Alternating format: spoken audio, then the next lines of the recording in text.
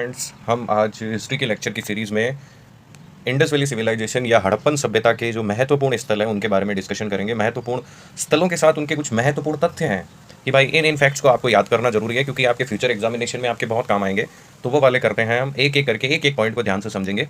पहला इसमें पॉइंट हमारे आता है, सिंधु सभ्यता आद्य ऐतिहासिक काल से संबंधित है। ये आद्य ऐतिहासिक काल याद रखना, ये क्वेश्चन कई बार आ चुका है, रिपीट हो चुका है। सिंधु सभ्यता निम्न में से किस काल में रिलेटेड है? तो वो आद्य ऐतिहासिक काल से रिलेटेड है।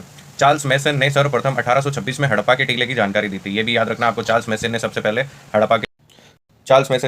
हड़प्पा के टीले की जानकारी 1826 में दी थी। तो ये भी एक बहुत ही महत्वपूर्ण क्वेश्चन है जो आपके इंडस वैली सिविलाइजेशन से आता है। अगला देखते हैं, सिंधु घाटी सभ्यता का आकार त्रिभुजाकार था। मतलब इसका जब मैप में अपन डिस्कशन करेंगे तो हमें पता चलेगा कि त्रिभुजाकार है। पूरा जो एरिया जो इंडिया पाकिस्तान और अफगानिस्तान में है त्रिभुजाकार है, ये भी याद रखना है।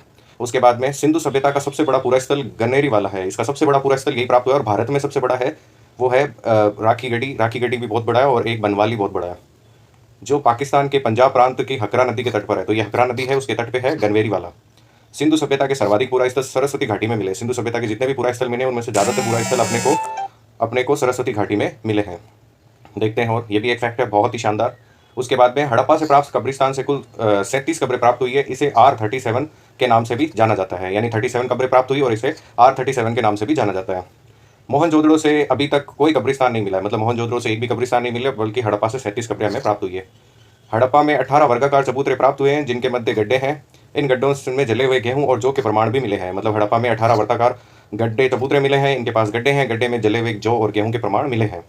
हड़प्पा से मजदूरों के रहने के लिए बैरक भी मिली है जिनमें 15 कमरे हैं। हड़प्पा से मिले हैं बैरक जिनमें 15 कमरे हैं।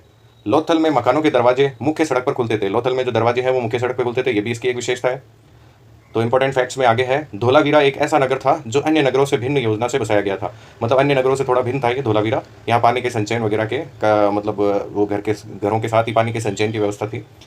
कालीबंगा में सड़कों एवं गलियों की चौड़ाई के मध्य एक अनुपात मिलता है। गलियाँ 1.8 मीटर चौड़ी, तो सड़कें उनके गुणक में, मतलब ये 1.8 मीटर चौड़ी गलियाँ थी और सड़कें उनके गुणक में थी।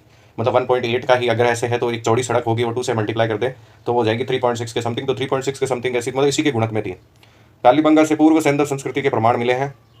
सिंधु सभ्यता का समय 2500 से 1750 ईसा पूर्व था। सिंधु घाटी सभ्यता का ये समय था। धोलावीरा से उन्नत जल प्रबंधन के प्रमाण भी मिले हैं। उसके बाद देखते हैं आगे, सैंधव धर्म में सर्वाधिक पूजा मातृ देवी की होती थी। मूर्ति पूजा का सर्वप्रथम प्रमाण हड़प्पा सभ्यता से प्राप्त हुआ है। सैंधववासी पुरुष देवता के रूप में पशुपति शिव की पूजा करते होंगे, पशुपति शिव की। और मोहनजोदड़ो से प्राप्त एक मुद्रा में भी सिंह युक्त त्रिमुखी पुरुष देवता का चित्रण है जिसे आदि शिव की संज्ञा दी गई है। सैंधववासी काल्पनिक और वास्तविक पशुओं की पूजा करते थे और उनका पूजनीय पशु कुब्बड़ वाला बैल था। और काल्पनिक पशु है एक सींग वाला, जो कहीं नहीं मिलता, पर सैंधव में काल्पनिक पशु से माना गया है। मोहनजोदड़ो से प्राप्त कांसे से निर्मित नर्तकी की मूर्ति आद्य ऑस्ट्रेलॉइड मानी जाती है। ये कांसे की नर्तकी की मूर्ति है। अब कुछ फैक्ट्स और बचे हैं हमारे पास। कालीबंगा से प्राप्त बच्चे की खोपड़ी में 6 छेद के निशान मिलते हैं। पुराविदों ने इसे शल्य चिकित्सा का प्रमाण माना। तो शल्य चिकित्सा हुई थी, इसलिए उसकी खोपड़ी में 6 छेद मिले हैं। सैंधव नारियां 16 प्रकार के केश विन्यास करती थी, जबकि पुरुष वर्ग दाढ़ी मुड़ाता था। वर्गाकार दाढ़ी रखने का साक्ष्य मोहनजोदड़ो से प्राप्त हुआ। मोहनजोदड़ो से प्राप्त एक मुद्रा में एक मानव ढोल जैसी आकृति बजा रहा था। और आगे देखते हैं, मेसोपोटामियाई अभिलेख में दिलमुन, मगन और मेहुलह नामक 3 देशों का उल्लेख है जहाँ से मेसोपोटामियाई व्यापारी विभिन्न वस्तुओं का आयात करते थे। तो ये 3 जगहों का उल्लेख भी है।